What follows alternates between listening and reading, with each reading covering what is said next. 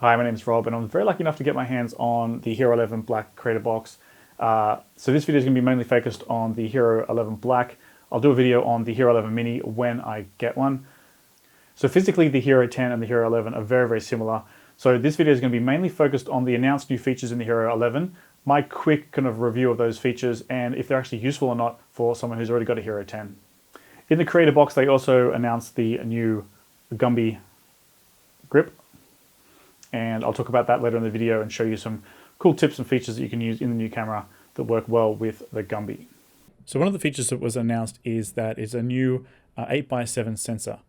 My question was, could I go and shoot a landscape shot and a vertical portrait shot within the one take rather than have to shoot it twice?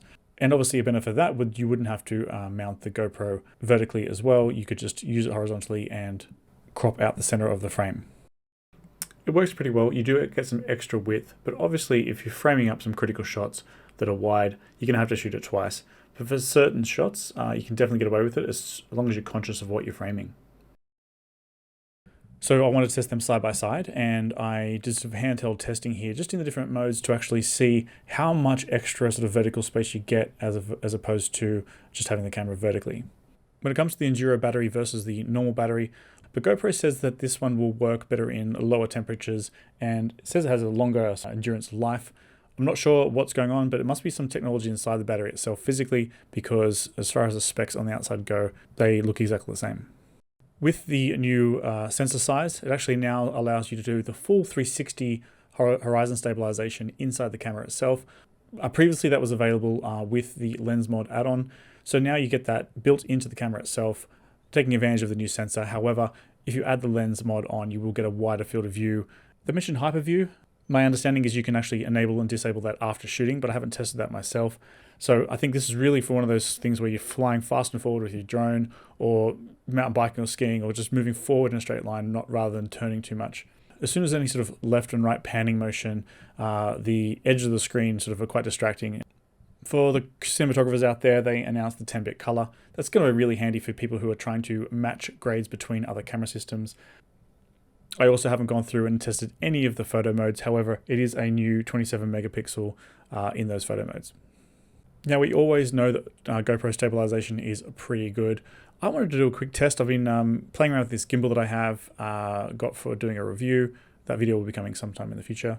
Compare the GoPro on the gimbal without stabilization versus the GoPro with stabilization, just for a few handheld shots. Very rough, very experimental, just to see it have a side-by-side comparison. And for me, probably the most exciting thing, besides the opportunity to crop vertically, is sort of the new night modes, the car trails, star trails, and the light painting. Now, while I wasn't able to test the sort of night star trails just yet, I did have a quick go at the car trails and the light painting. Now, because I do photography, link in the description, I'm trying to wrap my head around how these work, and I'll have to do a lot more experimenting, but on the surface, just at a quick go, it looks like the light painting is a little bit different to the star trails and the car trails. The car trails and star trails can go from half-second shutter speed right through to 30 seconds, and they just have a different set base ISO, whereas the actual light painting mode maximum is 2 seconds. So I think there's just a distinction between light painting and the other trails modes, just on how the images are actually layered together in the background. And the light painting mode is probably on a shorter interval, so you can't go over 2 seconds in shutter, obviously. If GoPro don't do it in the defaults, definitely add the ISO to the shortcut buttons on the front screen to easily change it. And I'm looking forward to playing with this more in the future. But with the quick experimentation that I did, it is very, very cool, very fun. And one of those things where being able to do something like that creatively in the camera is the difference probably between doing it and not bothering. So they announced it as 5.3K 60, 4K 120, and 2.7K 240. Even on a normal tripod, it can be difficult to get the GoPro perfectly level. If you use the horizon lock mode, it'll obviously be perfectly level. And in conjunction with something like the Gumby, you don't have to have everything perfectly lined up. Just turn the linear horizon lock on and you'll get a perfectly stable shot. Unfortunately, it doesn't seem to work in time-lapse mode. Hopefully that'll change in the future. I did also a couple of quick tests on the drone with the Hero 11 in a couple of different orientations. One thing was, could I get an actual vertical crop out of the FPV drone so I don't have to mount the GoPro vertically when I want to shoot for that. Unfortunately, I didn't do any amazing flights, and it was getting pretty dark when I did fly this, so stay tuned to other videos.